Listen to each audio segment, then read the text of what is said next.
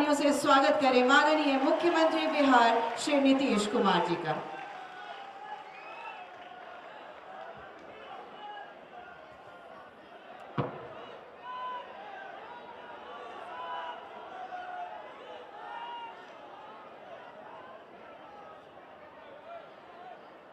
मंच पर उपस्थित गोपालगंज जिले के प्रभारी मंत्री और बिहार सरकार के स्वास्थ्य मंत्री श्री मंगल पांडे जी, विज्ञान एवं प्रावैधिकी तथा उद्योग विभाग के मंत्री श्री जय कुमार सिंह जी, मुख्यमंत्री के परामर्शी पूर्व मुख्य सचिव श्री अंजनी कुमार सिंह जी, गोपालगंज के माननीय सांसद श्री जनक राम जी, माननीय विधायक श्री मिथिलेश तिवारी जी, श्री रामसेवक सिंह जी, सुभाष सिंह जी, श्रीमती कविता सिंह जी, श्री श्याम बहादुर सिंह जी, बिहार विधान परिषद के माननीय सदस्य श्री वीरेंद्र नारायण यादव जी, पूर्व विधायक भाई मंजीत सिंह जी, पूर्व मंत्री राम प्रवेश राय जी, पूर्व विधायक राणा रणधीर सिंह जी, गोपालगंज जिला जनता दल यू के अध्यक्ष प्रमोद कुमार पटेल जी, गोपालगंज जिला भारतीय जनता पार्टी के अध्यक्ष श्री विनोद कुमार जी,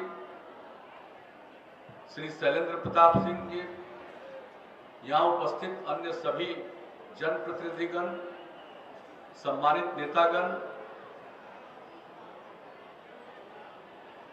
भवन निर्माण विभाग के प्रधान सचिव चंचल कुमार जी, विज्ञान एवं प्रावैधिकी विभाग के प्रधान सचिव श्रीमती हरजोत कौर जी, सारण के कमिश्नर श्री नर्मदेश्वर लाल जी, तिरहुत के आईजी श्री सुनील कुमार जी,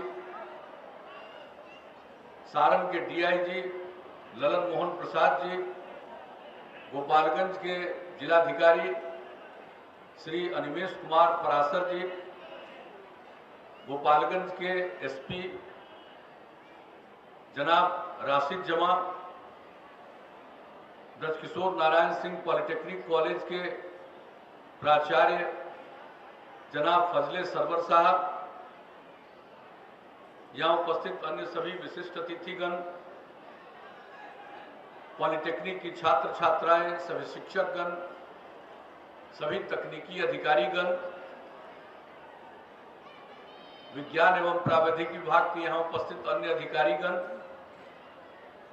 प्रिंट एवं इलेक्ट्रॉनिक मीडिया के यहाँ उपस्थित सभी प्रतिनिधिगण, जीविका की दीदियां, कार्यक्रम में उपस्थित बहनों एवं भाइयों, मैं सबसे पहले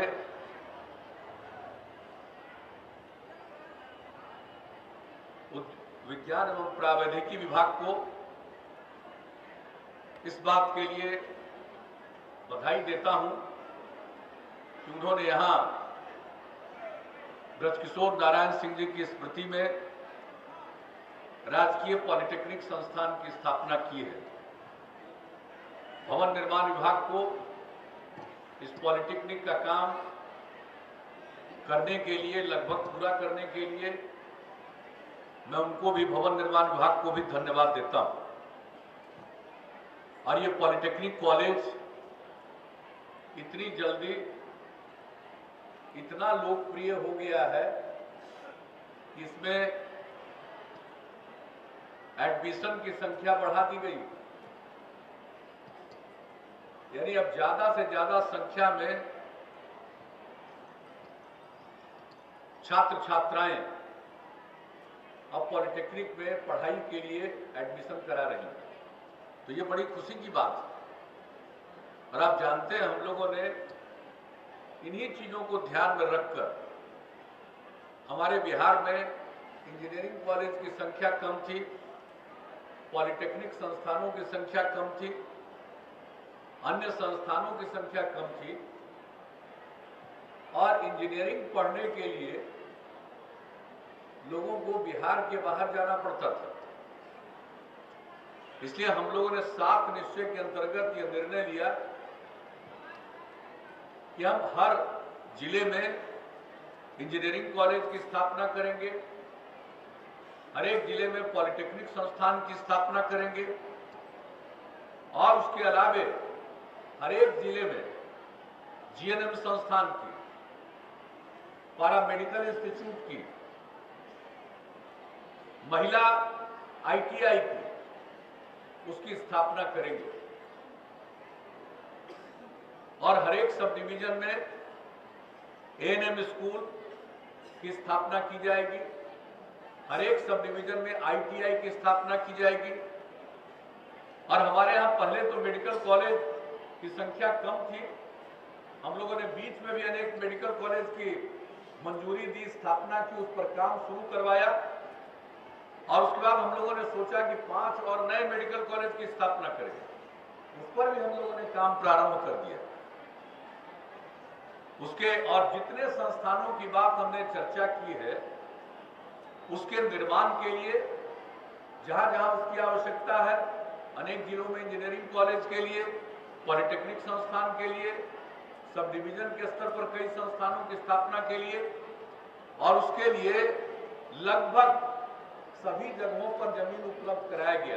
कुछ जगहों को छोड़कर कुछ अपवाद होते हैं, उसके लिए भी प्रयास जारी कि जल्दी से जल्दी जमीन उपलब्ध हो जाए और काम हम लोग प्रारंभ करें।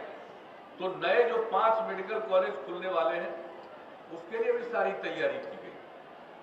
अब आप सोच लीजिए, और हर एक मेडिकल कॉलेज में नर्सिंग कॉलेज की स्थापना होगी। अब आप सोच लीजिए कि आप अस्पताल में जाते हैं इलाज कराने के लिए, चाहे सरकारी अस्पताल में जाइए या निजी अस्पताल में जाइए, डॉक्टर की जिस तरह से आवश्यकता होती है, जिस तरह से और लोगों की आवश्यकता होती है, उसी प्रकार से नर्सेज की जरूरत पड़ती है। इसलिए हम लोगों ने जहां एएनएम स्कूल, जीएनएम संस्थान और नर्सिंग कॉलेज, वो ज्यादा उच्च स्तर की नर्सेज होती है। इस पूरे देश में ही नहीं, दुनिया में नर्स की कमी है। और आप जानते हैं बिहार में भी, सारे देश में आप देखिएगा तो केरला से नर्सेज आती है। हमारे यहाँ बिहार में भी अब नर्सिंग की पढ़ाई शुरू हो गई, कई मेडिकल कॉलेज में हम लोगों ने स्थापित खोल दिया। अब आप सोच लिए कितनी बड़ी संख्या में हमारे बिहार की लड़कियों को चाहे एएनएम की ट्रेनिंग मिल जाएगी, नीचे के स्तर पर नर्सिंग का काम करेगी, उस एक स्तर आगे जीएनएम संस्थान में ट्रेनिंग लेने के बाद और उसके भी ऊपर स्तर पर नर्सिंग कॉलेज में पढ़ाई करने के बाद। और जान लीजिए, हमारे बिहार में इन लड़कियों को सिर्फ रोजगार नहीं मिलेगा, बिहार में तो मिलेगा ही, बिहार में तो जरूरत है ही। अगर वो चाहेगी तो बिहार के बाहर जा सकती है और वो चाहेगी तो देश के बाहर रोजगार प्राप्त कर सकती है। इसको ध्यान में रखकर हम लोगों ने इतने संस्थानों की स्थापना का निर्णय लिया। और हमारे यहाँ जब बच्चे पढ़ते हैं तो हम लोगों ने ये देखा, हमने प्रारंभ से ही प्राथमिक विद्यालय, मध्य विद्यालय, माध्यमिक विद्यालय, उच्च माध्यमिक विद्यालय के लिए बहुत काम किया। 12.5% बच्चे स्कूलों के बाहर थे। इतना इंतजाम किया कि अब बच्चे स्कूल जाने लगे, स्कूल से बाहर रहने वाले बच्चों की संख्या अब 1% से भी कम हो गई। ये सब काम किया। लेकिन हमने देखा, अध्ययन जो करवाया तो पता चला कि हमारे स्टूडेंट, हमारे युवा इंटरमीडिएट के बाद, 12वीं कक्षा के बाद मात्र 13.9% उच्च शिक्षा में जाते हैं, जबकि राष्ट्रीय औसत है 24%। और इसको कहते हैं ग्रॉस एनरोलमेंट रेशियो। ये ग्रॉस एनरोलमेंट रेशियो राष्ट्रीय औसत से हमारा कम था। इसलिए हमने 7 निश्चय के अंतर्गत यह फैसला किया कि हमारे स्टूडेंट आगे पढ़े। माता पिता की गरीबी के कारण वो उच्च शिक्षा की ओर नहीं जा पाते हैं, तो उसके लिए उनको पैसे की जरूरत है। तो हम लोगों ने नई स्कीम की शुरुआत की, स्टूडेंट क्रेडिट कार्ड। जो हमारे स्टूडेंट उच्च शिक्षा में जाएंगे, +2 के बाद पढ़ेंगे, उनको 4 लाख रुपए तक का हम लोग ऋण उपलब्ध कराएंगे। और इसको बैंक के साथ मिलकर हम लोगों ने समझौता किया और बैंक को हमने गारंटी दी, न सिर्फ 100% की 160% की गारंटी दी, लेकिन बैंक का जो अपना काम करने का तौर तरीका होता है वो हमारे विद्यार्थियों के लिए सुटेबल नहीं था, उपयुक्त नहीं था। तो हम लोगों ने इस साल से अब राज्य सरकार के अंतर्गत शिक्षा वित्त निगम की स्थापना की और उसके माध्यम से यानी सरकारी एजेंसी से ही वो लोन देने का हम लोगों ने फैसला कर लिया और अब बड़ी संख्या में स्टूडेंट क्रेडिट कार्ड का लाभ लोग उठाने लगे। और इसके लिए एक एक व्यक्ति को ठीक से जानकारी लेने के लिए हर एक जिले में हम लोगों ने केंद्र बनाया, वहां एक एक बात की जानकारी, वहां एप्लीकेशन देंगे, उनको सारी बात की जानकारी मिल जाएगी, उनके माध्यम से कॉलेजेज में जाकर इसकी जानकारी दी गई और अब राज्य शिक्षा वित्त निगम के माध्यम से अब ऋण उपलब्ध कराने का। और जानते हैं इसमें हम लोगों ने साधारण ब्याज दर मात्र 4% का और उसके बाद लड़कियों के लिए मात्र 1%, जो दिव्यांग जन है उनके लिए 1%, ट्रांसजेंडर है उनके लिए 1%, इतने कम ब्याज और इसके बाद वो पढ़ाई पूरी करेगा। अगर काम उसको मिल गया तो वो अपना ये ऋण धीरे धीरे वापस करेगा। उसके लिए बहुत बनाया गया है, बहुत समय उनको दिया गया। और यही नहीं, हम आज यह भी कहते हैं, हमारे स्टूडेंट भी यहां पर मौजूद हैं, पढ़िए, और जो अभिभावक हैं उनको भी कहेंगे आप चिंता मत करिए, आपको पैसे की कमी है, अपने बेटे बेटियों को स्टूडेंट क्रेडिट कार्ड का लाभ उठाकर आगे पढ़ने के लिए प्रेरित करिए। और अगर लौटाने में सक्षम नहीं होगा वो ऋण को, तो उसके ऋण की माफी तक भी हम लोग कर देंगे। लेकिन हम चाहते हैं कि हमारे बच्चे पढ़ें, जब वो पढ़ेंगे तभी आगे बढ़ेंगे। और इस साल से हम इसकी चर्चा इसलिए भी कर रहे हैं कि पहले हमारा सिस्टम था कि जो इंटर के बाद आगे पढ़ेगा उसको स्टूडेंट क्रेडिट कार्ड का लाभ मिलेगा, लेकिन पॉलिटेक्निक तो 10वीं कक्षा के बाद ही 3 साल के लिए कोर्स है। इसलिए इस बार हम लोगों ने उसमें संशोधन करके स्टूडेंट क्रेडिट कार्ड योजना में पॉलिटेक्निक के छात्र छात्राओं को भी शामिल कर दिया। तो सब लोग अपना उपयोग करिए और आगे बढ़िए। और मुझे बड़ी खुशी हुई, ब्रजकिशोर बाबू के नाम पर इस पॉलिटेक्निक संस्थान का नामकरण किया गया। कल उनका जन्मदिन था, आज हम आए हैं, हम अपने श्रद्धांजलि अर्पित करते हैं। जो उन्होंने काम किया, मंत्री थे, हम तो पहली बार एमएलए बने थे 85 में, उस समय वो मंत्री थे, उसी समय से मेरा संबंध और बाद के दिनों में, और उनका व्यवहार थोड़ा दूसरा था। जेपी का भी उनका असर, जयप्रकाश बाबू का भी असर उन पर था। और बाद में आप सब जानते हैं हम लोगों ने अलग पार्टी बनाई तो हम लोगों की पार्टी के साथ आए। और आज जो हमारे मंजीत जी हैं, उन्होंने अपनी बात यहां पर कही है, बड़ी प्रसन्नता की बात है। मैं हमेशा देखता हूं कि काम में लगे रहते हैं। और एक बात हम आपके बीच में चर्चा करना चाहते हैं, हमने तो विद्यार्थियों के लिए जितना करना है, छात्र छात्राओं के लिए, युवाओं के लिए तो कर ही रहे हैं। और सिर्फ स्टूडेंट क्रेडिट कार्ड नहीं है, जो बच्चे आगे नहीं पढ़ सकते हैं, रोजगार की तलाश में हैं, तो 20 से 25 वर्ष की आयु वाले जो हैं उनको हम लोग 2 वर्ष तक 1000 रुपया की मदद करते हैं और उसको स्वयं सहायता भत्ता कहते हैं, उसकी मदद करते हैं। और उसके साथ साथ उनको कुशल युवा कार्यक्रम की ट्रेनिंग दिलवाते हैं। उस ट्रेनिंग में क्या होता है, आज तो कितना भी पढ़ लीजिए, कंप्यूटर पर काम करना नहीं आता है तो कोई काम मिलने वाला नहीं। इसलिए सबको कुशल युवा कार्यक्रम के अंतर्गत कंप्यूटर पर काम करना सिखाते हैं। इसके बाद अगर आप कहीं रोजगार की तलाश कर रहे हैं, बिहार के बाहर भी रोजगार की तलाश कर रहे हैं, अगर आप हिंदी के अलावे थोड़ा अंग्रेजी भी 2-4 वाक्य बोल सकिएगा तो आपको कुछ और रोजगार की संभावना बढ़ जाएगी। इसलिए कुशल युवा कार्यक्रम में हमने संवाद कौशल भी रखा, यानी हिंदी के साथ साथ थोड़ा अंग्रेजी भी बोलना वो जान जाए। और तीसरी बात, व्यवहार कौशल, व्यवहार ठीक से रखिए।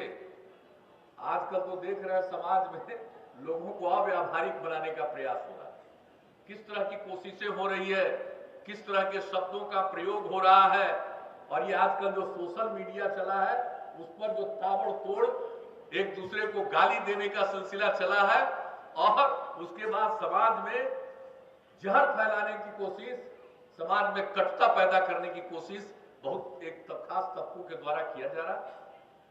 वैसी स्थिति में हमारे युवा का व्यवहार अगर ठीक नहीं हुआ तो किसी के पास आप जाइएगा काम की तलाश में और उसके सामने बड़ा अड़ करके खड़ा होकर के जेब में हाथ डाल के खड़ा होइए तो उसको कोई सहानुभूति नहीं है। लेकिन अगर किसी के सामने जाइएगा और विनम्रता पूर्वक अपनी बात रखिएगा तो सामने वाले आदमी के मन में आपके प्रति सहानुभूति पैदा होगी। इसलिए कुशल युवा कार्यक्रम में व्यवहार कौशल की भी शिक्षा दी जा रही है और ये कुशल युवा कार्यक्रम के माध्यम से सिर्फ हम उनको स्वयं सहायता भत्ता नहीं देते, कुशल युवा कार्यक्रम में 3 महीने के अंदर उसकी ट्रेनिंग, तो ये सब काम किया जा रहा।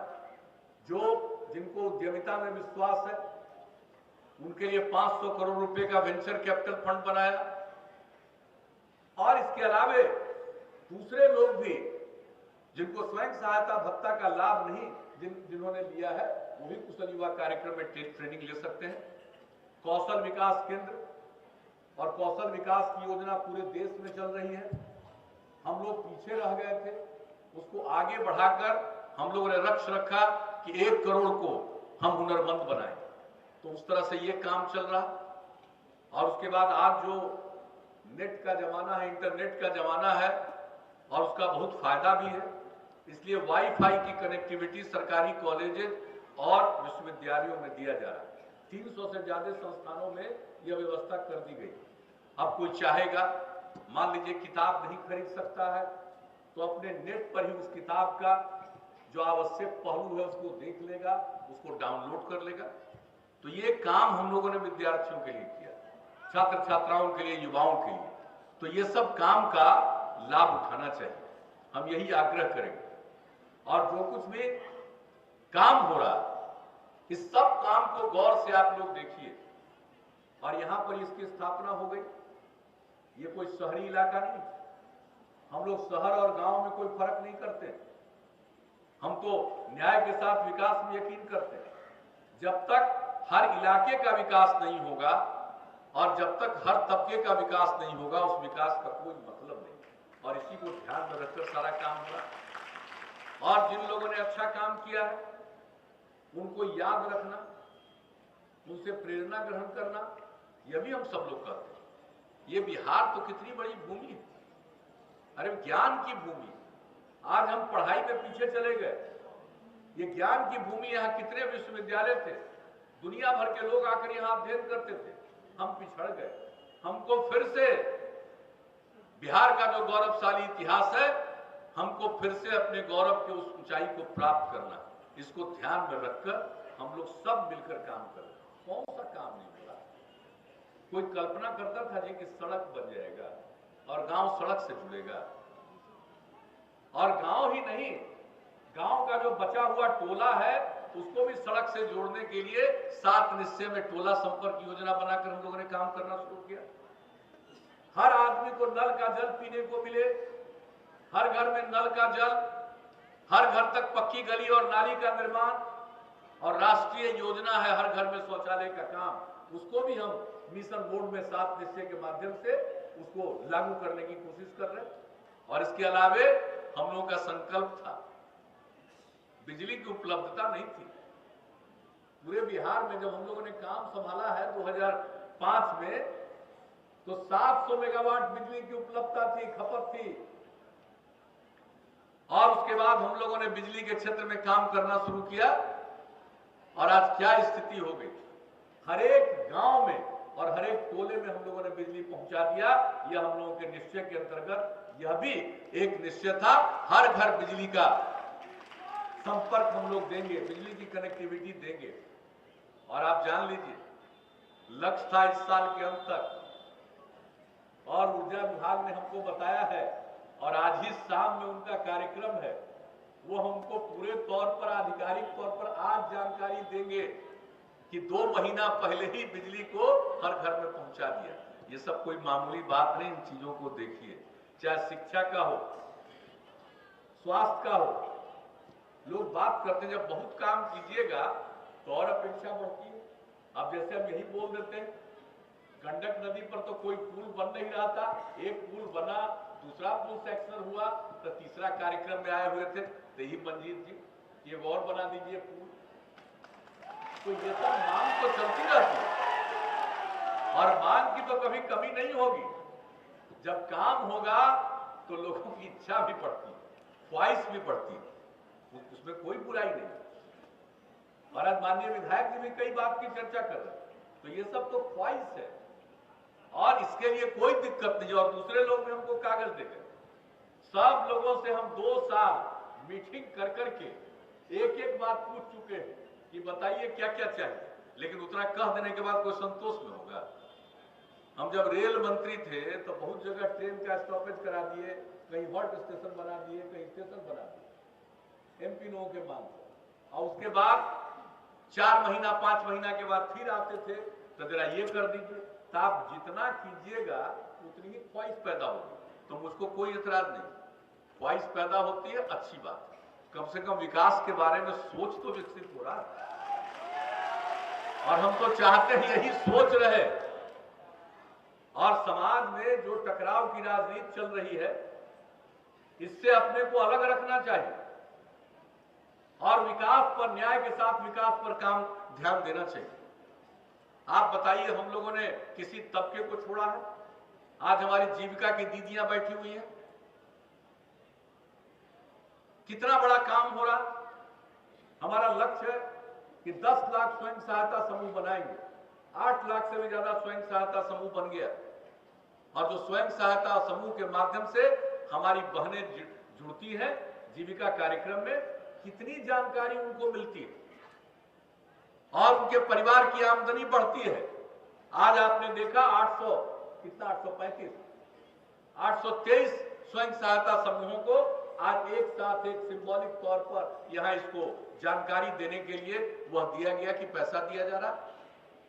तो हर प्रकार से हम लोग मदद कर रहे हैं और जीविका समूह का इस्तेमाल न सिर्फ उनके पारिवारिक विकास के लिए, उनकी जानकारी हो, विकास में उनकी अभिरुचि हो, उसके साथ साथ समाज सुधार के काम में लगा रहे। कोई हिम्मत कर सकता था शराबबंदी करने का? कई लोग मेरा मजाक उड़ाते, अरे क्या हो गया इसको, क्या का शराब बंद कर दिया। बहुत लोग, बहुत चंद लोग हैं ना समाज, अब उनको क्या कीजिएगा? वो पीने को अपनी लिबर्टी से जोड़कर देखते हैं कि मेरी आजादी है। आजादी नहीं है, संविधान में लिखा हुआ शराब पीना या शराब का व्यवसाय करना ये मौलिक अधिकार नहीं है, उसको समाप्त किया जा सकता है। और हम सब लोग बापू का नाम लेते हैं, महात्मा गांधी का नाम लेते हैं, और उन्होंने क्या कहा? शराब बंद करो। आज जब यहां शराबबंदी हुई है, कुछ घचपच जरूर करते हैं। और आप जान लीजिए, ये कुदरत ने जो आदमी का विकास किया है, पता नहीं 30 लाख साल लगा है, लेकिन सब एक स्वभाव का तो हो नहीं सकता। कितना भी काम कर दीजिए, कुछ ना कुछ तो गड़बड़ माइंड का होगा, तो कुछ तो करेगा इधर से उधर। आप कुछ लोगों को गड़बड़ी करने के लिए प्रेरित करेगा कि एक बोतल यहां से वहां पहुंचा दो, 200 रुपया दे देंगे, उस तरह का धंधा करेगा। करता है, मालूम है, पकड़ाता है तो उसको अंदर भी कराते हैं। आप कुछ सरकारी तंत्र का भी लोग हरकत करता होगा बीच में घुस के, इसमें कोई शक नहीं है, लेकिन बड़ी नजर रखी जा रही है, एक एक चीज पर नजर रखी जा रही है। वो तो हम लोग करेंगे, लेकिन लाख करेंगे तो कुछ तो गड़बड़ करने वाला करेगा ही।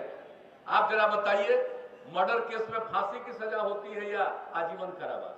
मर्डर बंद हो गया। कोई भी क्राइम, उसके लिए चाहे जितनी भी कठोर सजा हो, कुछ ना कुछ लोग गड़बड़ करेगा, तो ये मानसिकता है। लेकिन उसके साथ हम लोग कार्रवाई तो करेंगे। यहां पर बहने भी बैठी हुई, हम कहेंगे ये आप लोगों की मांग पर हुआ है, सबको देखते रहिए, समझाइए, मत पियो। और देखते नहीं है, कभी कभी 2 नंबरी पीने के चक्कर में ऊपर चला जाता है। लोगों को समझाइए, ये बहुत बुरी चीज है। और आप देख लीजिए, लोग गाढ़ी कमाई का पैसा शराब में गंवा देते थे, घर पर लौट कर आते थे, झगड़ा करते थे। आज शराब नहीं पीते हैं, घर पर लॉक कराते हैं, प्रेम का वातावरण है। महिलाओं में कितनी प्रसन्नता, लड़के लड़कियों में कितनी प्रसन्नता। तो ये सब काम है, बड़ा ही समाज सुधार का काम है। तो इस पर भी ध्यान रखिएगा। हम तो विकास का काम, न्याय के साथ विकास का काम करते ही है, लेकिन चाहे जो, अरे कोई मामूली बात है, कितना धंधेबाज को परेशानी हो रही है, वो तो तरह तरह का सोच रहा होगा मेरे ऊपर, लेकिन कोई कुछ भी सोचे, हमारी प्रतिबद्धता तो समाज सुधार के प्रति है और आपकी तरक्की के प्रति है। हम कोई समझौता नहीं करते हैं, चाहे इसके लिए जो झेलना पड़े, जो परेशानी मुझको झेलनी पड़े।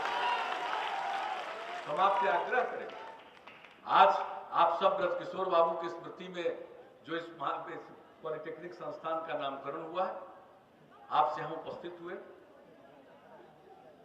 मैं आप सबका अभिनंदन करता हूं। लेकिन मैं इतना जरूर कहूंगा कि आप सब लोग समाज में प्रेम का, भाईचारे का और सद्भावना का वातावरण कायम करें। बहुत लोग टकराव लाना चाहेगा, लड़ाना चाहता है, उससे सचेत रहना चाहिए और समाज में प्रेम और सद्भावना की बहुत जरूरत है। और एक बार जान लीजिए, आज तो तरह तरह का लोग है ना, गांधी जी का 150वां साल की जयंती शुरू हो गई और 2 साल चले गए।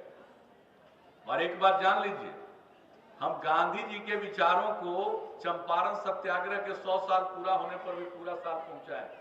आज छोड़ेंगे नहीं, हम तो चलाते रहेंगे। और अब हमने तय किया, गांधी जी क्या कहते थे? गांधी जी कहते थे कि ये धरती से आपकी जरूरत की पूर्ति हमेशा होगी, लेकिन आपके लालच की पूर्ति नहीं होगी। आप बताइए, ये धरती जिसके चलते, जिस पर आप हैं, जिसके चलते आप पैदा हुए हैं, जी रहे हैं, और उस धरती में इतनी क्षमता है कि चाहे आबादी कितनी भी हो, कोई भी जीव हो, जंतु हो, मनुष्य हो, सबकी जरूरत को पूरा करता रहेगा। लेकिन अगर मन में लालच का भाव होगा तो उसकी जरूरत की पूर्ति नहीं होगी। इसलिए लालच से दूर करो, जरूरत पर मन केंद्रित करो, उसकी पूर्ति हमेशा होती रहेगी। अब दूसरा उन्होंने क्या कहा? 7 सामाजिक पाप कहा था गांधी जी कि 7 है सामाजिक पाप। सब पाप आपको क्या बताएं, लेकिन 2 बड़ा महत्वपूर्ण है, जानना चाहिए। उन्होंने कहा कि एक पाप है, सामाजिक पाप है, सिद्धांत के बिना राजनीति। राजनीति पर तो सब कुछ है, पहले राजतंत्र था, आज लोकतंत्र है। राजनीति के जरिए ही नीतियां बनती है, उनका क्रियान्वयन कराया जाता है।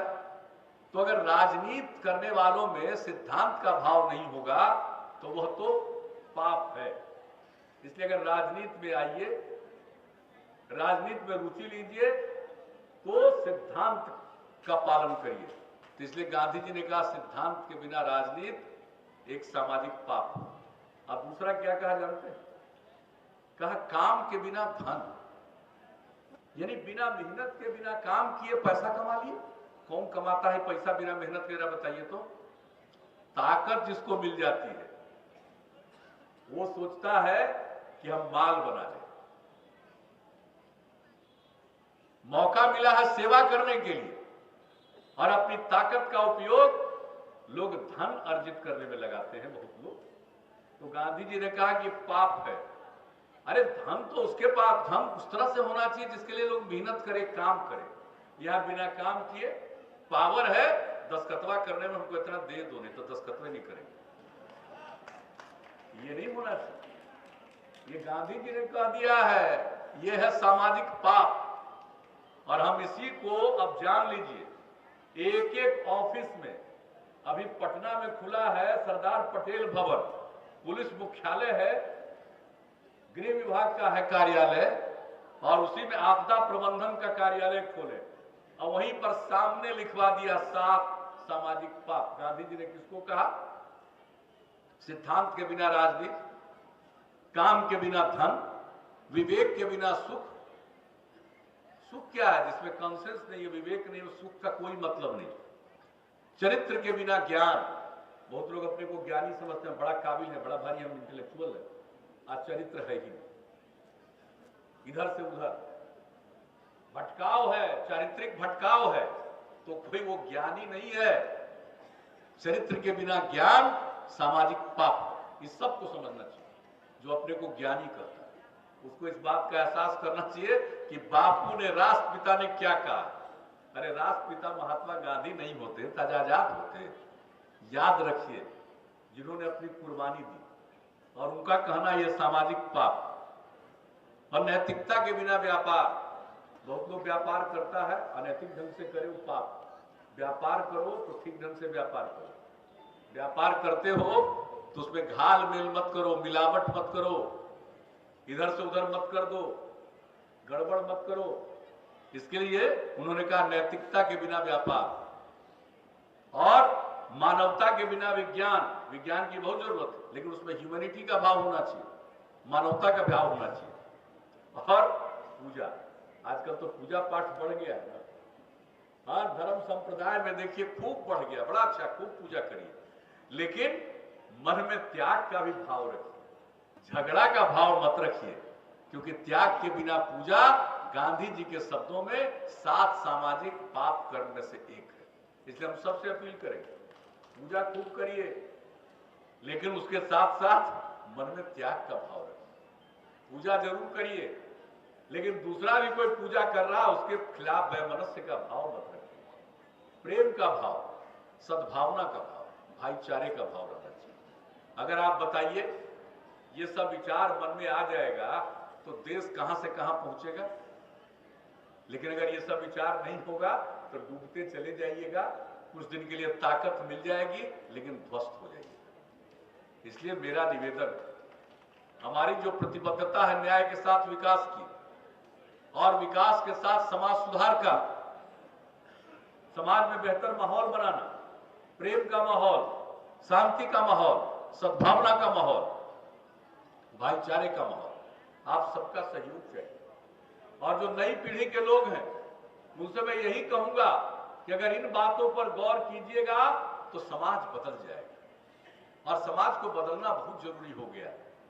अगर इसी प्रकार से लोगों के चक्कर में पड़िएगा तो समाज बिखर जाएगा और उसका लाभ किसी को नहीं मिलेगा। सिर्फ टकराव, आप बताइए, इतना विकास करिएगा और आपस में झगड़ा होगा, उस विकास का क्या फायदा। पॉलिटेक्निक संस्थान खुल गया, इंजीनियरिंग कॉलेज भी खुलेगा, हम लोगों ने डीएम को कहा जल्दी जमीन का इंतजाम करिए।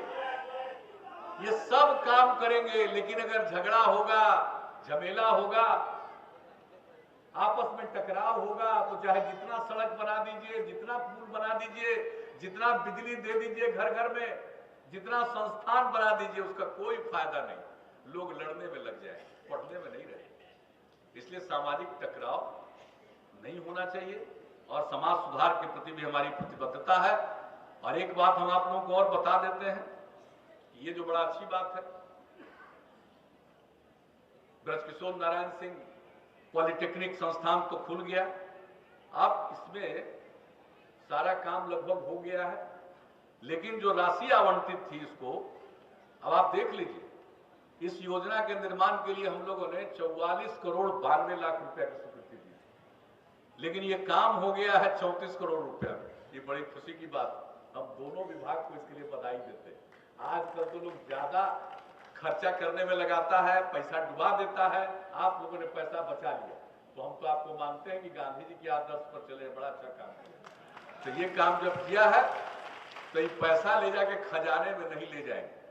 अब इस कॉलेज में, पॉलिटेक्निक कॉलेज में एक और हॉस्टल लड़कों का और लड़कियों का एक और हॉस्टल का निर्माण, एक और वर्कशॉप, हम आज अभी वर्कशॉप देखे, मुझको लगा कि एक और वर्कशॉप होना चाहिए, एक और वर्कशॉप का निर्माण होगा और इसी परिसर में सब होगा।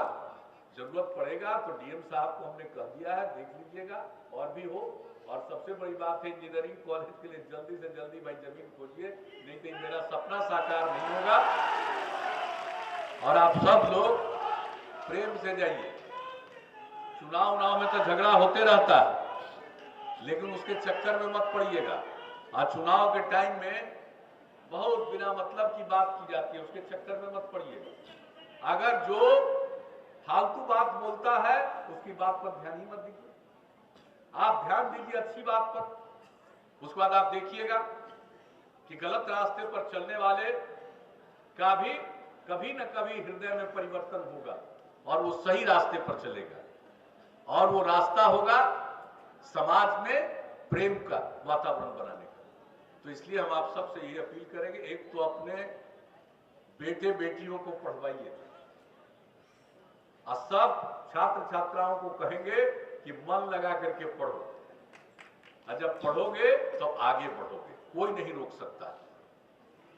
और जिस तरह से बिहार के बाहर हम देखते थे कॉलेजेस में लोग जाते थे, अब हमारे यहाँ कॉलेज खुल रहे हैं, अब वहां पढ़ने की इच्छा हो रही है, ये बहुत अच्छी बात है। और सबको पूरे तौर पर प्रचारित करना चाहिए, पढ़ाई को बढ़ावा देना चाहिए। तो इतना ही कह करके आज के इस अवसर पर, आज जो सब लोग कुछ कुछ मांग रख दिए हैं वो तो हम विचार करते ही रहते हैं, और अच्छी बात हम जानते नहीं है। जितने जनप्रतिनिधि हैं अगर आप लोगों के बीच में कुछ बोलेगा नहीं तो नीचे कहेगा ये बोलना न तू, काहे ना बोलना, और आपको भी मांगना चाहिए था, तो हम सब जानते हैं, और सब तो अपने ही बैठे हुए। तो इसलिए यहाँ पर बोलना भी जरूरी है, लेकिन साथ साथ हम लोग निरंतर इन सब चीजों पर ध्यान देते हैं। तो आप सबको आश्वस्त करते हैं, मैं पुनः ब्रजकिशोर बाबू की स्मृति का नमन करता हूं, उनके प्रति श्रद्धांजलि अर्पित करता हूं, इस धरती को प्रणाम करता हूं, और आप सबको हृदय से धन्यवाद देते हुए अपनी बात को ही समाप्त करता हूं। जय हिंद, जय बिहार। कोटिशाह आभार माननीय मुख्यमंत्री जी।